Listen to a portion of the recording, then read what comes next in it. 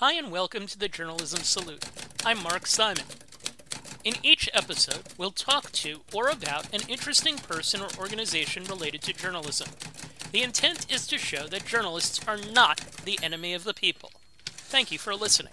On this episode, we're joined by Eve Pearlman. Eve is the co-founder and CEO of Spaceship Media. I'll let her explain who they are and what they do. Eve is a longtime journalist who has been an editor and writer for the Patch family of websites, worked internationally in London, and was an editor for an education news source in California.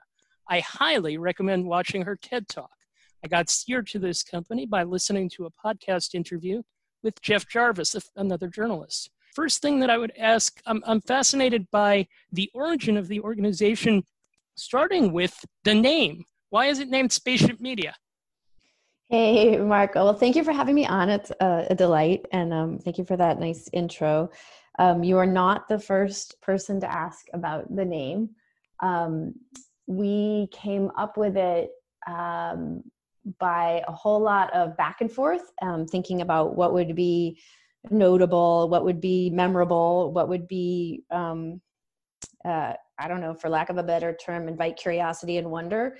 And we settled on it because it invites going somewhere new, right? Invites exploration, which is a lot of what we do in our work. Both we invite the exploration of the journalists we partner with, and also people who are participating in our conversations, participating in our journalism. So it turns out to be a great name for what we're up to. I have reached out to, donated to, researched more than 90 different organizations, and yours is unique in a number of ways. It is involved in the field of dialogue journalism. Explain exactly what your company does.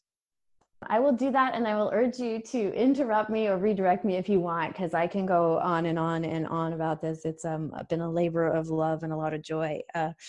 But what we do in reasonably succinct terms is we use journalism to convene conversations of people across social and political fractures. And so it starts with a reconceptualization of journalistic practice. Like how can journalists do what they've always done? You know, go to the heart of divides, go to points of tension, go to places where news is happening. But then when arriving there, metaphorically, how can we do something different? How can we, instead of practicing in our craft in a way that heightens divides or amplifies divides, really think about teasing forth nuance and really think about getting a wide array of voices involved, not the most practice partisan voices, but everyday people. So dialogue journalism is the name we give to the 7-step process we've developed for convening conversations of people across difference and supporting them with facts. So for example, we did a conversation about guns and gun safety. We did it in partnership with Advance, which runs a network of local news sites across the country, and some other properties. And what we did is we asked people on all sides of the debate about guns to come together in a closed, moderated Facebook group to talk about their ideas about it. And then we support those conversations with reporting, and we tell stories about those conversations and the issues and topics that arise out of it. And I mentioned that project because I'm super excited because we have a Tiller Press, which is a Simon & Schuster property, has a book coming out about that project in September. One of the things that I got from watching your TED Talk was the sense that this was a very personal issue / subject to you, the divide, the national divide, the divides in many different areas. Is there an example of something that you've experienced that got you wanting to make these kinds of changes? That's an interesting question. I've always been driven as a journalist by service, right? By an interest in helping communities, both by giving them information, but also by helping create community and helping communities know themselves and make decisions and understand what's happening around them, right? And so that is a very personal drive. So Spaceship was born in 2016, and what I was seeing was these just increasing fractures in our public spaces, and we see them now in you know, I don't know how to characterize where we are now from there, but it's worse, right?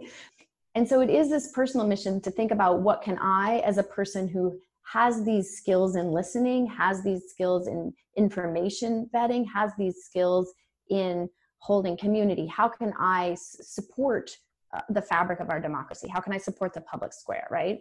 And I think Spaceship was born from really thinking about how could I take these skills that I have in knowing people, in coming forward with empathy and telling story, and make them really a vital, critical use. And I think that's why we've been so successful, right? Because the state we're in now, which is very complicated and amplified by bad actors and all sorts, it's very complicated and difficult, but the state we're in is bad for all of us, right? It's not a good way to live, where we hate the other side, where we don't know who to trust, where we feel lost and confused and overwhelmed, a lot when we look at the news. So I think that in that sense, it's deeply personal. It's like, what can I do with the skills I have from where I sit to serve the greater good?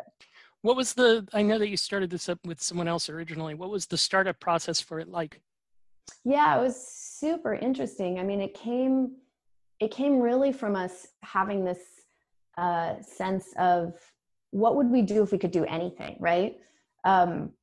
As journalists now, like what would be the best thing we could do? And we were fiddling around with a podcast for a while, and we kind of were thinking about, could we partner with incarcerated people? Like, what could we do, and what would have value? And then it really came in response to, I would say, what I already mentioned, which is like the state of national news and information and public discourse, and also kind of me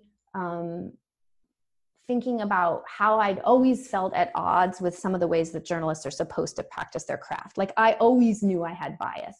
I always knew that every story I chose to run or not run, every person I talked to or didn't, every quote that I chose, I knew that came from somewhere. It came from my ideas of what is important, and if you look deeper, my identity, my life experience, all that stuff. And so it was in certain ways like a coming out. Like, I'm going to come out and I'm going to say to people, these are my views, but doesn't mean I can't hold you in conversation from a range of views. And it doesn't mean I carry views and ideas about the world, but it doesn't mean I can't give you carefully vetted information. And in part of our work, and if people want to dive into it, it's pretty clearly outlined on our website, is giving people reporting in a non-narrative form to really break down story and say, here's a list of facts and figures about what you need to know, versus a narrative story that has a lead that I would argue often points one way and a final quote that points usually the same way. And so it's it comes from that. How does a project go from idea to completion? I was going through some of the different things that you've done, and I would encourage others to do that on your page. And each one of them were very impressive in the way that you were able to gather people from both sides, the discussions that came out of those, the long list of links that went with each of those to things that got done. How does the path of a story kind of, and the path of a project here come to be? Yeah, that's a great question. And it's a long path, and it takes a lot of heart and passion and effort. But what we aim at core is always to be responsive to our community and the people we're serving. So typically we start by partnering with an existing news organization and talking about what's happening now in their community, what's relevant, what are people talking about. And then we always we invite people into a conversation, right? We say something along the lines of, are you open to or interested in a fact-based, respectful conversation with people on opposite sides of this issue? And people are. Not everybody is, but a lot of people are. And then we ask a series of questions that invite people to reflect on where they stand and also what they think about the other side. And you can't see me, but I'm putting that in quotes. And then we ask people what they think of the other side. We ask people what they think the other side thinks of them. We ask them what they want to know. And we ask about the other side and vice versa. And so we want to begin to, at the beginning of these projects, we're asking people to think about their own stereotypes, think about their baggage they carry, and invite curiosity, right? Because while we we tend to forget this. And what's beautiful about this work is every time we run this process, it brings a softening. People are like, oh yeah, this can't really be true. Like all people who support abortion can't this or vice versa, right? Once you start to slow down and think and remember the things we know about how we talk to people when we're talking well, it's this great softening.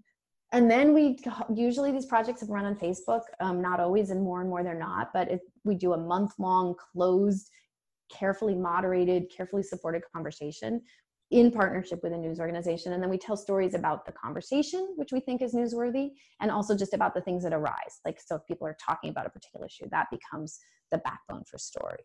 So it's a long process, it's intensive, but it's really transformative, I think, both for journalists and also for the people who participate. What's the value of time here? Meaning that this is a completely different experience from the roundtable that you might see on the news or that you might read about in a paper where you have kind of a both sides brought together just for a moment in time. Does time prevent situations where, well, I would imagine you have some combativeness, but that dissipates? And two, you run into situations where people might not be fully honest in a one-time setting, but over multiple months, like your group is doing, you're more likely to get more honest dialogue. Look, anything worth doing, we know this takes a lot of time. We're a society now that wants a quick fix. We want to solve it. We want to, just have this immediacy and we want to transform. Like there's a contest going now for like a 15-minute activity that will depolarize people, and I look at that and I'm like, yeah, that sounds cool. But then in reality, people don't change like that. And so it's giving people a chance to come again, to slow down, to think about, to reflect on their own behavior, to take a breath for an hour or days. And so that time has real value of just opening space up for exploration. I mean, it's a lot of what we do is an antidote to, the really well documented problems and challenges of the way we live on social media typically, and the way we live in the news and information ecosystem now. So the day that I watched your TED Talk, I also read an article in the New York Times about white evangelicals in Iowa and why they support Donald Trump. And it was like the connection was right there for me to what you do, that these are people that have this viewpoint that is very specific. They've had this viewpoint. It's something that's been there for them for a long period of time, and they don't necessarily have the exposure to the other side of things. I give that as just an anecdote here to look at it from a broader perspective. What are the groups that you're most proud of that you've brought together? It's so funny, Mark, as you were talking, because I wrote down the word exposure and circled it, and then you said exposure, which amuses me. But because so many people simply don't have exposure to people who feel differently than them.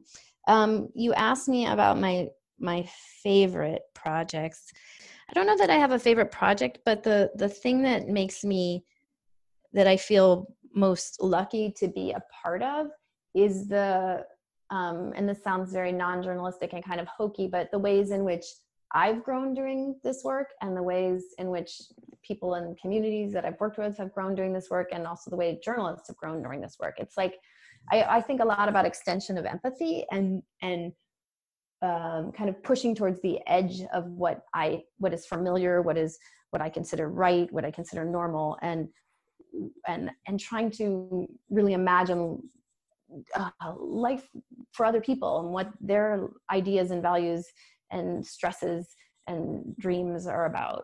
And I think about that for journalists and the people we work with as well. Are there specific projects, like you've done a guns project? Yeah. You brought people together in Minnesota, which I was going to get to in a second, rural and non-rural together. Can you just give an example then of just one and how it kind of all came together? This is a pilot project that we did before we did this national conversation that brought women from California together with who voted for Clinton together with women from Alabama who voted for Trump. But prior to that, we did a little pilot project that between students of color in my town. I live in a town of about 75,000 called Alameda in the San Francisco Bay Area. So students of color and cops. And we started by finding police officers who were willing to be a part of this conversation, and finding a classroom, a teacher who was willing to let us work with the students in his classroom and offer them this opportunity. And we ran the process of interviewing, and it was a little atypical in that we interviewed the police officers separately, interviewed students separately, and then had a reporter literally going back and forth, varying questions and answers between those two, what we think of as communities. And then we built, and it's on our website, an interactive. So what was nice about that project, and it was relevant then and it's relevant now, is how little sort of direct, real, genuine contact both of those two groups had with each other. And so the students asked really kind of, their questions were very revealing. So they'd say things like, is it the same police officer who stops me on the corner that goes to a shootout? What are the kind of weapons that police officers have in their car? What does a police officer think when they make a stop? A lot of questions about sort of rights and procedures. And then the officers had questions like, what have students' actual interaction with us been in the community? Or are they getting their information from video, from outside of the community? And so there was just a lot of sort of gentle softening and curiosity that our reporting fulfilled in a very sweet way. I mean, then we ended by, after we had run this process, we all got together. They had opportunity for in-person facilitated dialogue, and you can see more about that on the site. But that one was dear to me because A, it was our first effort ever, and B, because it was so humanizing so quickly. And I think when we live in such a heightened state of anger, frustration, knee-jerk reactivity on all sides, having these opportunities to slow down, to be curious, to reconnect, to fill the void of conjecture and speculation with actual reported info is very grounding and has an enduring value. I'm going to read a quote from your page that I think goes right to that. So many times we forget to listen, and this exercise was helpful in training us to do that. Listen with our hearts and minds in an effort to better understand our neighbors. I was thinking, as you were talking about how it's helped you grow, I was thinking about the mental health of the people involved in these projects that you organize. And it reminded me of something that I read in the self-help book, Don't Sweat the Small Stuff, about understanding separate realities. Was there any connection between getting people together and the improved mental health of the people that were participants, even anecdotal? Yeah, I would say anecdotally. Look, and I really believe this, like how we're living now, where we live in, I don't know you specifically, but a whole lot of people I know are living in these heightened states of, the pandemic has a whole nother layer of real stress and trauma to people. But in terms of our political and social divides, this state of anger and disdain and dismissiveness and reactivity, everything we know about how we work as human organisms lets us know that that's bad for our health, right? Stress is bad for our health. Animosity is bad for our health.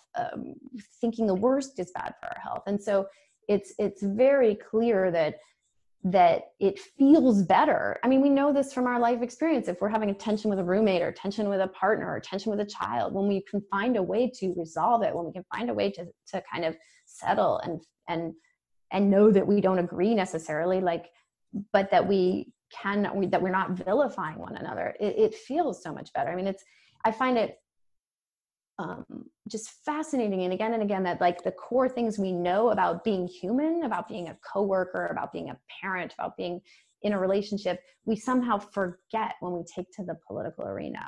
And it's an interesting kind of twist of understanding. Like, we know what feels better. We know how to get our way in the workplace, or we know the kinds of things that will help. We know how to influence a person if we're trying to, work with a child or something. But when we go into the political arena, we think we're going to be effective by being just raging assholes, or we decide that that's the only way, and it isn't. Well, with that in mind, why are journalists ideal to fulfill the role that you're asking them to fulfill here? I love journalists, right? To be a journalist, you have to have a whole lot of confidence and curiosity and toughness. And I don't know, it's an interesting question. I don't know if journalists are the right people, but we are the fourth estate, right? We are the guardians of the public sphere. And we, one of the things I say over and over again when I'm inviting journalists to reflect on their practices, if what we were doing were working, I don't think we would be here, right? And I'm speaking in broad generalizations, but as journalists, we don't have the trust of people. So what are we doing what do we need to do to change ourselves? Like we know that if you're doing something and it's not working, you should change what you're doing. Probably you should think about what you're doing and change it.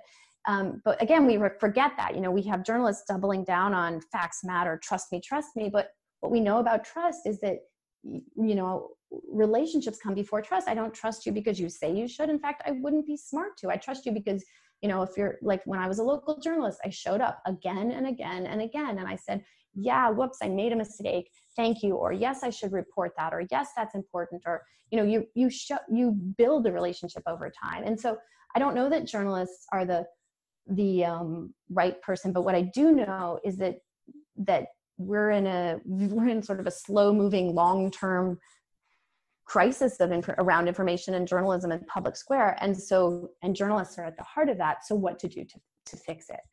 And journalists are adaptable too, right? The transition from that, I normally, if this was in my normal job, I host a sports-related podcast. I would say, tell me about your players.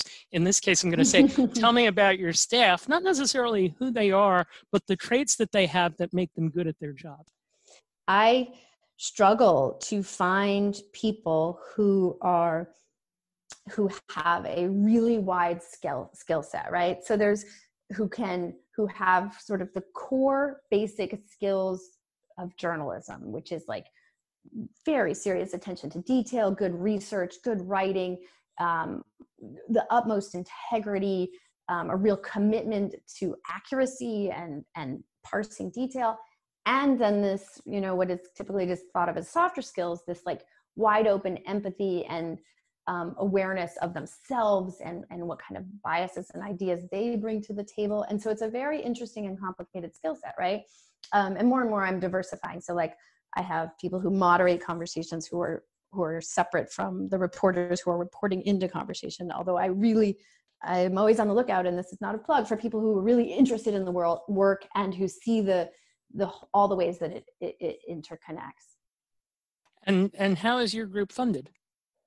So we have been lucky enough to be the recipient of many grants from the Democracy Fund, the News Integrity Initiative, Rita Allen Foundation, many Knight Foundation, and so that typically has gone to fund specific projects.